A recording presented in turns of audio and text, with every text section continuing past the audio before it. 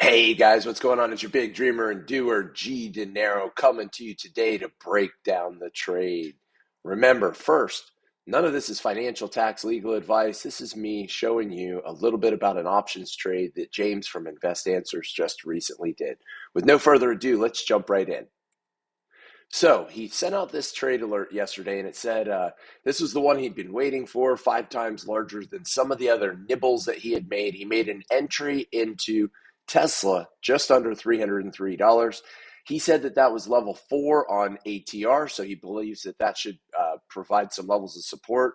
Went on to talk about the fears that are in the market right now, and then told us that he got into a Tesla 2027. He didn't note the month, so I went ahead and made one assumption there, that it was the January 2027 300 calls, and he sold the puts for $26 total. So that means his break even is 326 by 2027. Went on to talk about how he layers in.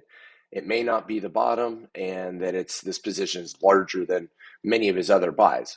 So I went in and dug into not only the ATR model, but looking at how could the other models help you as well. So what you'll see here, you'll see many different things on this particular 4-hour Tesla chart. So first of all, we have the confluence turned on twice. And what we notice is that the price of Tesla is near the bottom of all of the confluence clouds, like even the bearish confluence cloud down there by where the circle is, the yellow circle right there.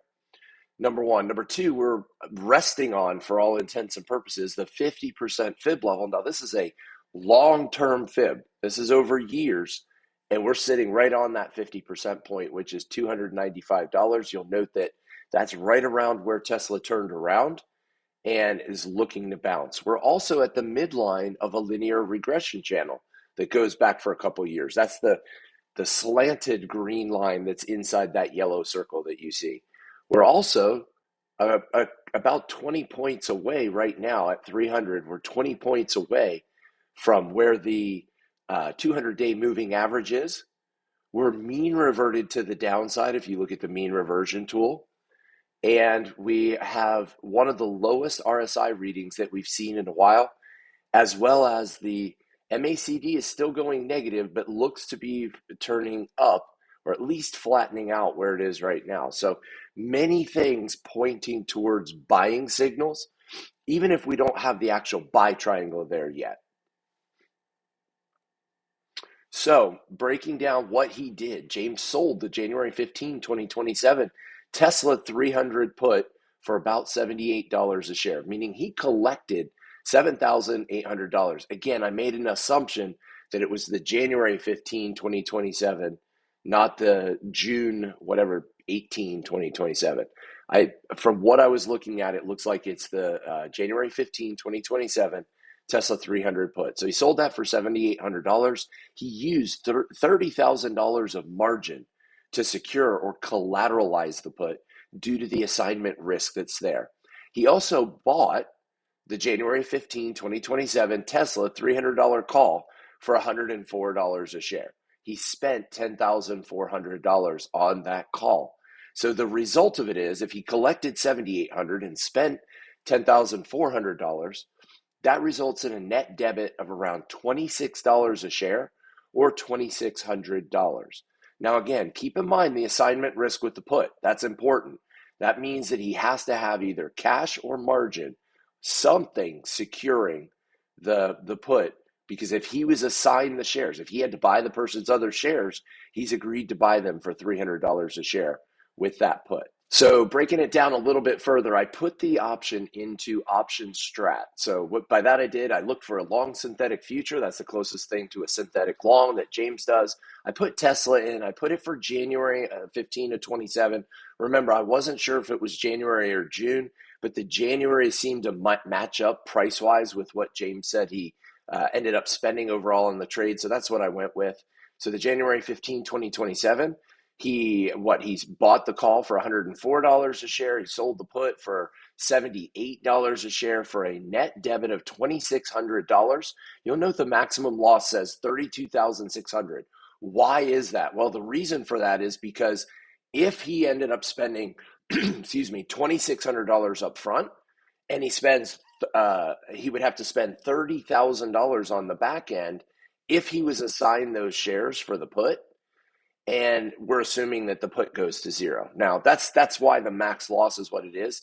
That's not me saying I think it's going to go to zero. And James would have never gone into the trade if he believed it went to zero. But that's where that max loss number comes from. The profit is infinite. And this calculates the chance of profit at 46%. I believe it's higher than oftentimes what they put here for option strat. The break even, again, is like what James said, 326. That's the $26 he spent up front,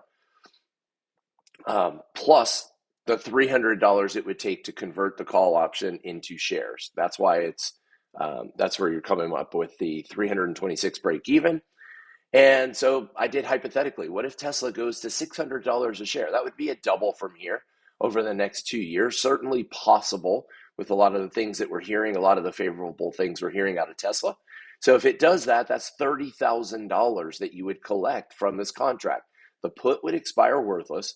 The call would be worth the pure intrinsic value. This is assuming you wanted to sell it and not exercise it or turn it into shares.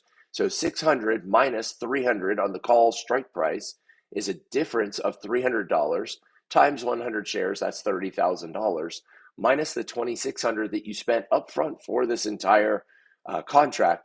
That would be $27,400 worth of profit, more than an 11x on your investment. You took a $2,600 investment and turned it into $30,000. Not too shabby. So guys, make sure you check out my website where you can book a course with me. It's at www.gdenarocoaching.com.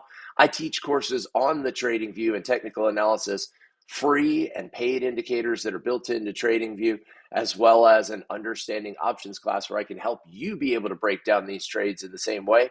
Make sure you like this video, comment below. Let me know what you like best, what you'd like to see more of, and make sure you're subscribed so that you get to see more videos of mine and like mine. Thanks for tuning in today. Here's to you increasing your financial literacy that you can help your family on that path to financial freedom. Thanks for tuning in. See you next time. Take care.